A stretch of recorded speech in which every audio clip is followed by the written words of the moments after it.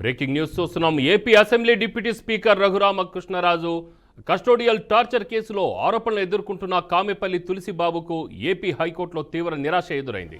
Guntur district జైల్లో remand ఖైదీగా ఉన్న తులసిబాబు హైకోర్టులో బెయిల్ పిటిషన్ దాఖలు చేశాడు. అయితే ఈ పిటిషన్ను ఉన్నత న్యాయస్థానం కొట్టివేసింది.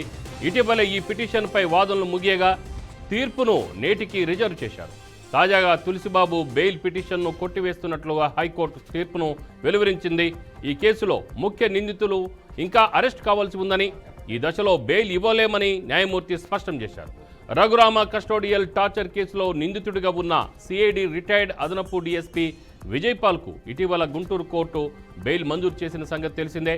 అయితే తులసిబాబు గుంటూరు కోర్టులో కాకుండా హైకోర్టులో బెయిల్ పిటిషన్ వేసి ఎదురు దెబ్బతిన్నాడు.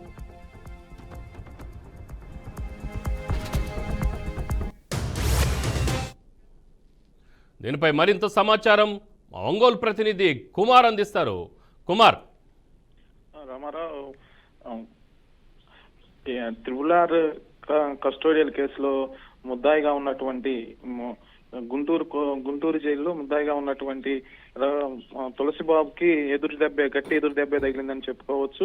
రఘురామకృష్ణరాజు కేసులో A6 గా ఉన్న తులసిబాబును ఇప్పటికి 3 సార్లు ఒంగోలు ఈ కేసు విచారణాధికారి అయినటువంటి ఒంగోలు ఎస్పీ ఏఆర్ దామోదర్ ఇప్పటికి 3 సార్లు విచారించారు. గత రాత్రి కూడా తీసుకొచ్చి విచారించి మళ్ళీ పొద్దున్నే తీసుకెళ్లి గుంటూరు జైలుకి హాజరుపరిచారు.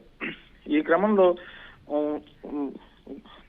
నాకు బెయిల్ కావాలంటూ గుంటూరు హైకోర్టును ఆశ్రయించినటువంటి తులసిబాబుకి నేను ఇవ్వలేని, మీకు విచారణ దశలో ఉంది, ఈ విచారణ దశలో నీకు బెయిల్ ఇస్తే సాక్షుల్ని మీరు మరింతగా ప్రలోభపరిచే అవకాశం ఉంది కాబట్టి మీకు బెయిల్ ఇవ్వలేమంటూ హైకోర్టు గట్టిగా కొట్టివేసింది. నిన్నటి వరకు రిజర్వ్ లో ఉన్న తీర్పుని ఈ రోజు హైకోర్టు కొట్టివేయటం, రాత్రి తులసిబాబు విచారణ తీసుకురావటం, ఇవన్నీ తులసిబాబుకి గట్టి షాక్ ఇచ్చాయని చెప్పుకోవచ్చు. Ramarao. Right Kumar, thank you.